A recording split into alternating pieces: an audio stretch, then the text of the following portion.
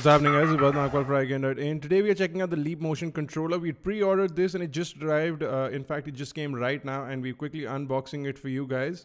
So let me quickly grab my knife and cut through the packaging. I cut into the box. The first thing on top you'll see is a welcome card that says welcome to a whole new world.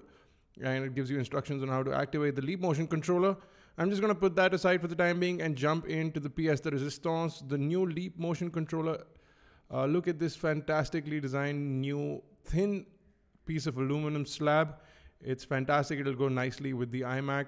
I'm going to put that aside as well. If you go inside, you'll see the two cables that come alongside the Leap Motion controller. You get a long cable and a short cable. Depending on how you're going to use it and where you're going to place it, you can use either of these cables, which is fantastic. They are USB 3 cables. And you do have USB 3 ports on the opposite side as well. You do get some terms of usage, etc. Important information booklet inside the box. That's everything from the box. I'm going to put everything aside and I'm going to take a look at the controller itself. On the bottom, you have a rubber strip which does say Leap Motion. On the inside, it does have some markings. On the front, you have the LED light, and that's about it. If you remove the plastic packaging from the glass top, which is the sensor, you do have multiple sensors on the inside of this, and on one side is the USB 3 port, and that's about it. That's the whole controller right there. I'm going to set it up with my iMac and I'm going to show you what it looks like.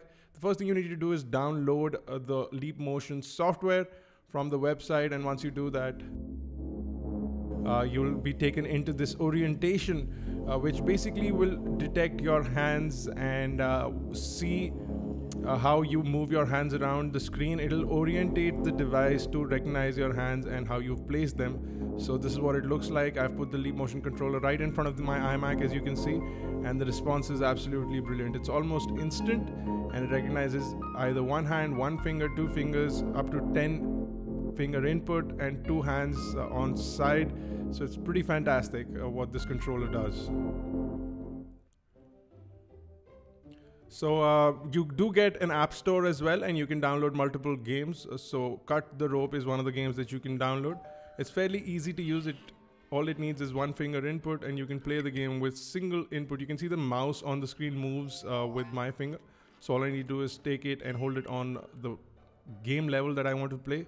And it's as simple as that. Simply swipe your finger across to cut the rope, and very easy, very responsive. It's a fantastically responsive device.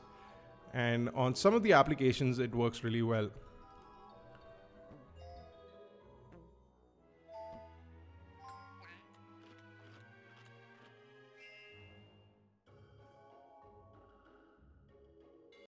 Now we're looking at blocks. 54 blocks is the name of the app. It's slightly difficult to control. The controls are not so easy. There is a learning curve to the Leap Motion controller, and you'll get used to it over a period of time, but it seems to be the next level of control, and it seems to work really well with certain things. So if you do get some basic sense of it, it works really well.